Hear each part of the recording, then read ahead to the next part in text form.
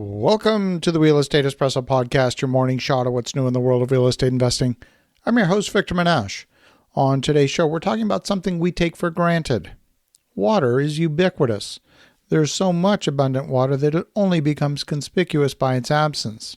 Well, right now, drought is afflicting 88% of the American West, up from 40% a year ago. That's according to the U.S. Drought Monitor. In California, the mountain snowpack is at 58% of normal, largely the result of one of the lowest statewide precipitation totals on record, and an unusually warm spring.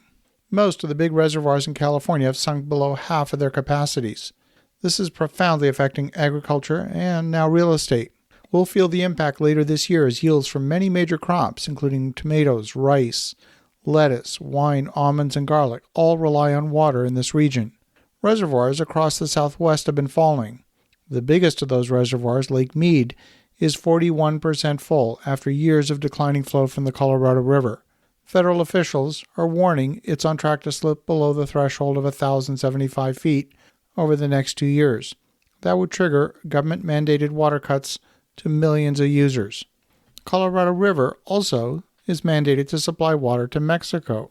Sadly, the river has been so taxed for agriculture and human consumption along its path that the river no longer even reaches the Pacific Ocean. Complicating matters is the Southwest's explosive population growth. There seems to be a willingness to build cities where one of the essentials for living is missing. Why would you build a city like Las Vegas with a population of 2.7 million in the middle of a desert? Why would you build a city of 4.6 million people in the middle of the desert? Of course, I'm speaking of Phoenix, Arizona, and the surrounding communities. Even coastal cities like Los Angeles are experiencing water shortages. But at least if you're next to an ocean, you can get fresh water through desalination. It's expensive and it consumes energy to produce fresh water from the sea, but at least it's possible. Another city is St. George, Utah, and its suburbs. Nestled between the Red Rock Canyons and the mountains, its population totaled 188,000 people last year, more than double the population of 91,000 just 20 years ago. 6 million people visit the area every year, and as people visit, some decide to stay, completely unaware of the water issue. Leaders at the state and local level view it primarily as a supply issue. The current preferred solution is a proposed gargantuan $1.4 billion pipeline that would connect St. George with Lake Powell, a reservoir along the Colorado River. And with the aid of pumping stations, the pipeline would shuttle water over 140 miles and over 2,000 feet of vertical elevation. The goal is to store 86,000 acre-feet of water a year in the nearby reservoirs and aquifers, more than enough to meet the demand of the growing population and decrease reliance on the Virgin River, currently the county's primary water source.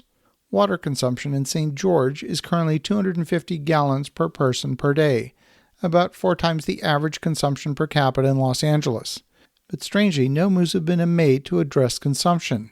They're viewing this as a supply-side issue.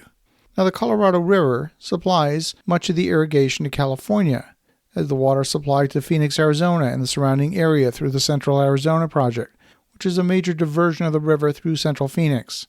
Even coastal areas are affected. Marin County is immediately north of San Francisco. It includes cities of San Rafael and represents about 250,000 population. This past week, Marin County officials floated the idea that they might temporarily suspend all new water hookups in response to the drought, potentially impacting new housing developments.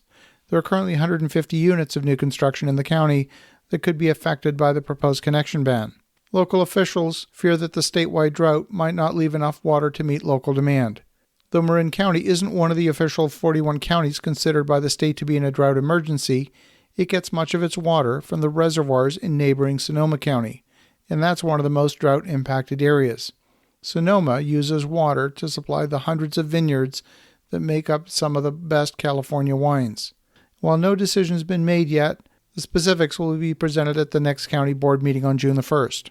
This would not be the first time the county has banned new water hookups. The county banned new hookups twice before, once in the 1970s and again in the late 1980s to the early 1990s. There's another aspect to the drought, in an area that's traditionally produced more food in the U.S. than any other region. 80% of the world's production of almonds comes from the Central Valley in California. This crop is a huge consumer of water, accounting for 3 times the water consumption of the city of Los Angeles. And the vast majority of those almonds are exported outside the state. When we talk about real estate, we rarely worry about access to water. It's almost always taken for granted. As you think about that, go get yourself a nice cold glass of water. Have an awesome rest of your day, and we'll talk to you again tomorrow.